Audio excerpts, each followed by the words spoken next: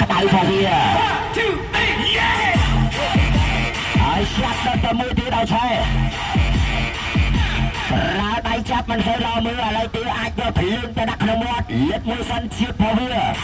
ក្រោយពីលិតមកដល់ចិត្តទៀតចាប់ផ្ដើមយកមកដុំចូលក្នុងមាត់អើយលើកឲ្យអស់មកដុំបាទ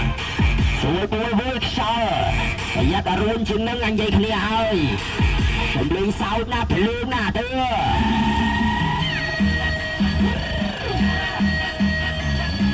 ឡូវទៀតនឹងចាប់ផ្ដើមយកភ្លើងយកទៅក្នុងបបោមាត់របស់គេចូលហើយមកវិញដុតឲ្យឆេះមួយទៀតដល់ឥឡូវទៀតនឹងចាប់ផ្ដើមយកភ្លើងពីរដុំផ្គុំចូលគ្នាដល់ធំចាំមើលទៅយកភ្លើងពីរដុំដល់ធំនេះងាត់ចូលក្នុងប្រាប់មាត់កតេកតលរបស់គេ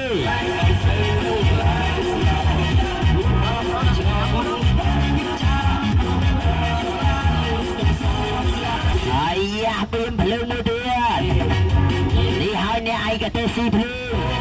ឥឡូវកាច់កកញុកចូលបណ្ដោយហើយប្រហុយមកវិញទៀតយកទៅម្ដងទៀតប្រហុយចេញមកវិញដូចជាគេអត់គេបងណាចង់ជួបបរិយមកទិញទៅគេមកតាក់តងអាទៅនេះទៅឥឡូវទៀតចាប់ផ្ដើមផាកសាំងជួយចូលដល់នាទីព្រោះភ្លើងឲ្យបងប្អូនមើលដូចនេះបាញ់ទឹកផងដែរLet's go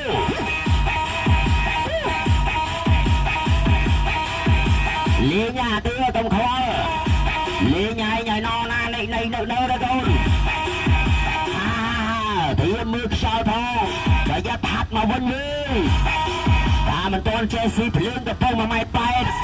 តាំងពីរៀនស៊ីភ្លើងធ្លាក់កំពុះអលីងអារបស់យោរាប់ធៀមបា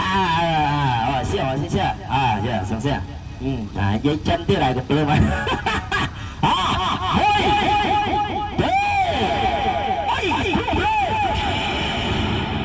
แล้วมาไหนออกชาวเร่ออกข้างนี้ก็ใส่ชาวละเธอเอาไปน้องนะไปประเทศมวย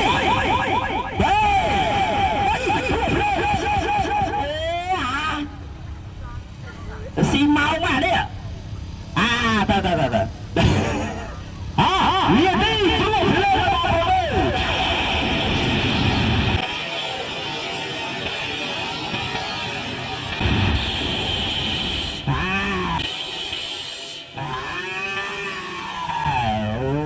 kia ớt xưa tư